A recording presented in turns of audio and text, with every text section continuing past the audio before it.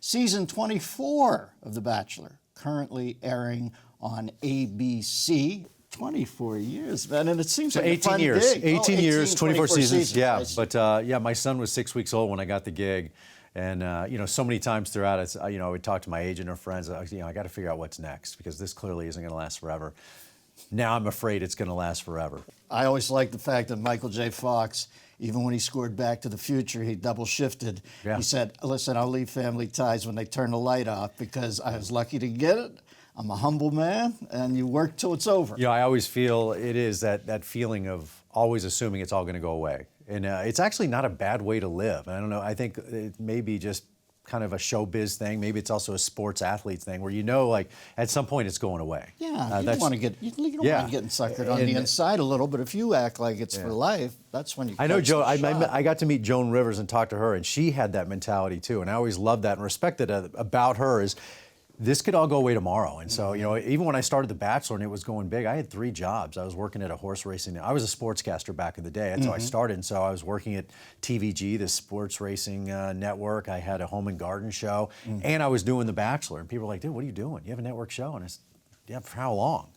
And so I had 3 shows going at the same time. And, do you compare notes with Jeff or Phil ever? With Probst? It's funny. I met Probst right when I got the gig to be the host of The Bachelor, and again, now you think, oh my God, The Bachelor's been on 18 years, it's awesome. Well, back then, who the hell knew what it was? I mean, it was reality TV, no one really had a definition for it, no one knew how to host it. So I ran into Probst at this event, and he had just started Survivor. And I introduced myself, I said, "I got this show, it's like a reality show about relationships." I can't even really explain it. And I said, "But I know you're doing Survivor. Can we talk?" And so he said, "Look, all I can say is you're going to have to figure out your own kind of thing." He's like, "That's what I had to do with Survivor because you're not hosting like you're a sportscaster or on ET or anything else. It's a different genre. It's a different thing. You're going to have to find your vibe." And he did it great with Survivor. And then we came on and I had to find my thing. And at first I was a talking head. I really wasn't a true host. I wasn't a true leader. I wasn't that confident. I was really just saying words that they gave me, almost like acting. Yeah, but you rope-a-dope till you learn the 100%. Well, and you got to earn respect in any business, and eventually I did. Yeah. I'd like to play a drinking game with this show and hit something on every time somebody says Journey, right? But I don't want to end up with DEFCON 1 cirrhosis like 3 seasons in. Amazing or Journey. Yeah. By the way, top surprise today so far. You've ever seen The Bachelor? Oh, jeez. I never would have thought Dennis Miller would have ever seen. No, I'm the a show. cultural. I love all this stuff. You and Clint Eastwood, my 2 big surprises. If people let us see. No, I always. I think so. I was like, God, I was a Joe Millionaire veteran. So I do that too. I actually watch everything at least once. Just to see what. Well, I like to watch highbrow too. Yeah. I'm a high-low guy like most people. I don't like the mundane, but things that are popular in the culture, I like to watch just to see where the zeitgeist is positive. Right. And then I like to watch a little Bergman too. What I always think was great for this show, and maybe people didn't see it at the time, but I do remember there was a nice girl and guy. He was from the mountains somewhere. They got married. Ryan and Trista. And they're still together. Yeah. That's such a great thing that it can happen. Well, we have a lot that are together now, but Trista was our first Bachelorette. First of all, Was that the first? Yeah, she was Bachelorette. the first Bachelor. So we had done Alex Michelle, we did Aaron Berge, we did these 2 Bachelors, and then ABC came to us and said, "Great." At the time, ABC was in this down phase of NYPD Blue, according to Jim, I think George Lopez. A few of these shows had kind of run their great shows. In NYPD Blue's case, a great show. And they'd kind of run their thing. It's what happens in TV typically is you go away. And so ABC had a bunch of aging shows that were on their way out. And then The Bachelor came along, and so they needed to replace a lot of television. So they said, "Look, The Bachelor works. How about let's do it for a woman?" Right. Which honestly was a controversial thing at the time of, wow, we're going to have this woman date 25 guys and the double standard, the whole thing. I know now it's so commonplace and it's so benign, but at the time it was a thing. And Trista was this first strong woman that became our Bachelorette. And yeah, that was lightning in a bottle, and that really legitimized the franchise. Because the 2 previous Bachelors had been engaged, but it wasn't real, and they didn't get married. This woman really found love with this firefighter from the mountains. He was a poet and also like this phenomenal athlete. So guys loved him. He almost made it in the NFL. He was a great ball player at Colorado. He was a poet. He was romantic. He was all these things, and they got married, and it really legitimized that, look, we can have fun and wink, wink, the jokes on everybody, but at the same time, it's steeped in sincerity, and this does work. So we can watch this and feel okay about ourselves. But it is a reminder how eager people are for magic in their life. Well, you know what I mean? It can happen. That's the whole point of the show. Yeah. Like, people say, why is the show around? Because there's an insatiable appetite, and it is this thing, and I know you're a political guy and you're a smart guy, so it is that one thing that crosses all borders, from politics, money, race, gender, religion, whatever. Everybody gets companionship. You can go anywhere in the world. They understand companionship. They want it, and you need it. It is a necessity in our lives. And so there is this insatiable appetite, and that's kind of, look, we do it on a grand scale on steroids, but it's still, when you get down to it, the last 6 minutes of the show hasn't changed, no matter what. And dating's changed, the internet's changed, everything's changed, but the last 6 minutes of our show is these two people just staring at each other, scared to death. Yeah. And I'm always reminded, though, what an integral part of the wooing process is horniness. It seems to me, but it's so weird to me that we're going up, swimming up some primal streams here, folks. We'll talk about it more after the break. At the end of the day, before you've talked to somebody, find out how strong they are, find out how intrepid they are, how amazing their journey is.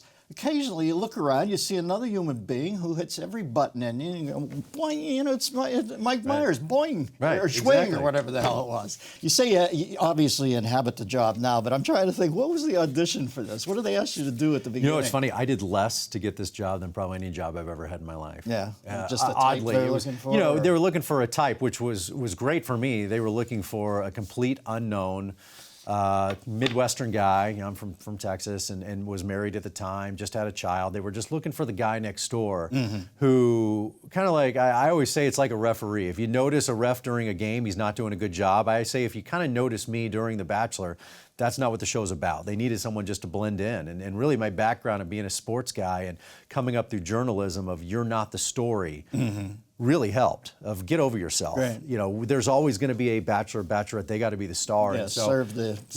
And there was a list. You know how there's always a list? So there was this list for this new show. My agent kept calling and saying, yeah, you're still on this list. I was like, great. I mean, a year had gone by, and finally they got down to the final four. And they said they want to meet you. And so I went in, I met this guy named Mike Fleiss. And all I knew about Mike is that he had done the Rick Rockwell, Darva Conger, Who Wants to Be a Millionaire. I was like, there's no way in hell I'm going to be involved in this. They said, well, it's on ABC. I said, well, there's going to be a certain sense of decorum and respect. Yeah, that it's one would have ABC. been a bad one to piss chips in. That was never going to last, though. Right. This one has. Yeah, it's ABC. It's, you know, it's Disney, and you know, I'm like, okay, let's give this a run. And I went in, and I'm again from the Midwest. You know, I go in with my suit, my tie, I go in for a job interview. Yeah. Hair's part of the side. I got my my green polo cologne on. I'm ready to rock it. And he comes out in board shorts and a black T-shirt. Yeah, but he's smart, Fleiss. He understands the hoi polloi. Yeah. He has a stranglehold. He's an incredibly genius, creative guy. But at the time, we were oil and water. And I went in and met this guy, and they said, get ready for a long interview. And 4 minutes maybe, I was walking out the door, and I was like, it was a disaster. And I looked at him like, you're everything that's wrong in the world. He looked at me as if I was everything that was wrong in the world. It was a terrible meeting. And they offered the job. No first impression rose. No first impression rose. In fact, I was sitting home. I don't think I got in the house. I literally walked around the fountain and walked back, and I got in a minivan and was crying in the back. And I called my agent. I said, I didn't get it. And she goes, you're right. They offered it to somebody else, and they had. And then they called me a couple weeks later and said, they want to meet with you again. I was like, why? Are they shooting a show just like idiots in interviews? And so I went back in, and this time I honestly just put on my cowboy boots, blue jeans, and a flannel shirt, and was like, screw it. And Fleiss and I have been good friends ever since. Yeah. And well, the guy Fleiss originally hired came in board shorts and long unwashed hair, and they said, what are you, crazy? We can't have me host the show. Right, we can't do this. It was funny. And of course, to this day, again, revisionist history, everybody claims that they weren't the one that wanted the other guy. They wanted me and made this choice. But I really, to this day, don't know the truth of who made the call.